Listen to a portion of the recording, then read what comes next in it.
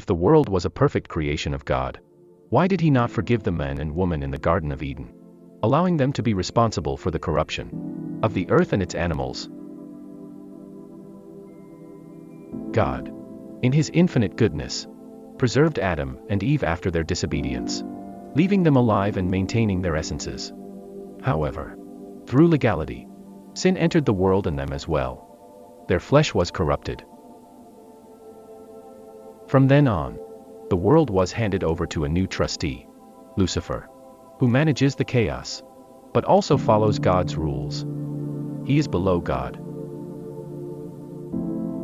Now there is evil in men and animals, just as everything naturally corrodes over time, paying the price for sin. Part of the plan.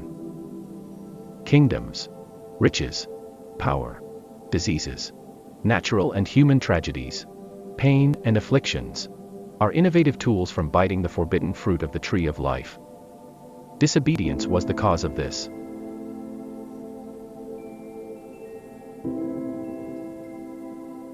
This journey reveals something important. There is no separation of humanity from its creator. No matter how much we intentionally go against God, our nature, our essence, cries out for him, because we were made in the image and likeness of God. Sin has not been able to eliminate or change this. It has only hidden it within ourselves. God did not create us to live far from him, but rather to have a relationship with him. Human relationships can have many different concepts, but humanity's relationship with the Father is based on love, communion, and forgiveness, but also on respect for the rules he has established. When we do not seek God, we are disobeying the rules, and may end up suffering because of sin and Satan's actions in our lives. We then hand over the key to our protection and well-being into the hands of the enemy who separates us, and then causes harm not only to the author, but also to those who love him. In short, we do not dictate the rules. Those who do not seek to know the Creator and, above all, to love him, will always be left at the mercy of the world and will suffer the consequences of their actions. There is no rational exemption. That is, a creature that thinks and acts must seek God with all his heart, because the evil we can cause is almost always the result of our choices.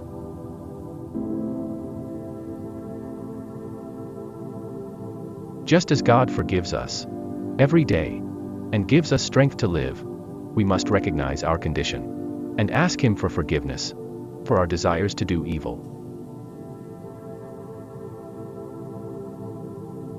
If it were something simple, God would not have given us free will and our rationality. He revealed to us a little of his complexity in our essence. That is why we have doubts.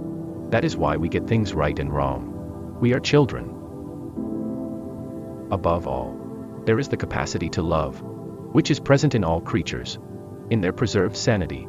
No being abandons its child. Even animals that seem irrational care for their young until they are ready for the world. Now that you know that this place is corrupt, do not live strengthening yourself with what the world can offer you. Seek God. Speak of God to others, because this is the true home of the Son of Man, which goes beyond this life, this firmament. Be ready when the Creator returns, as he himself promised he would come. Ephesians 2 verse 13. Forgiving is allowing a person to come closer to Christ. But if you do not forgive men their trespasses, neither will your Father forgive your trespasses. Is in Matthew 6 verse 15. God forgave Adam and Eve because he left them alive. Their essences were preserved, but they received punishment for their disobedience.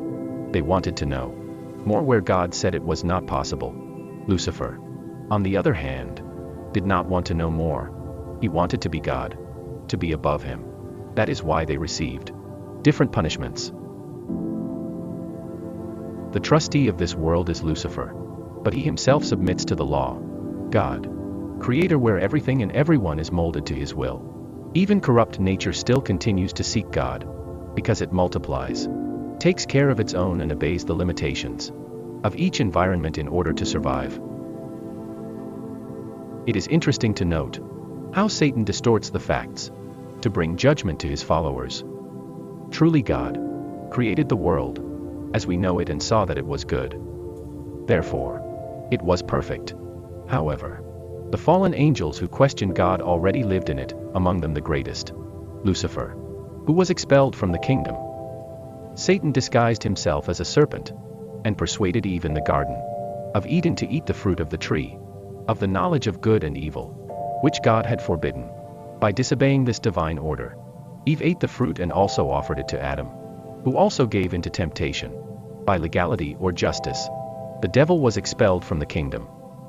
Adam and Eve, beings with the same divine image and likeness, went through the same test. They both had a direct relationship with him, for God created them and lived with them, rebellious and immature children. Satan was expelled from the kingdom of God, but still had access to it in some way. This gave Satan the right to disguise himself as a snake and whisper his plan to humans since he knew about the Garden of Eden and had a part with them. Adam and Eve's disobedience resulted in the loss of their innocence and the couple's expulsion from the Garden of Eden. Knowledge of good and evil. They would arbitrate over good and evil. Judges, there is no need for God. Evil for God is against everything that challenges his character.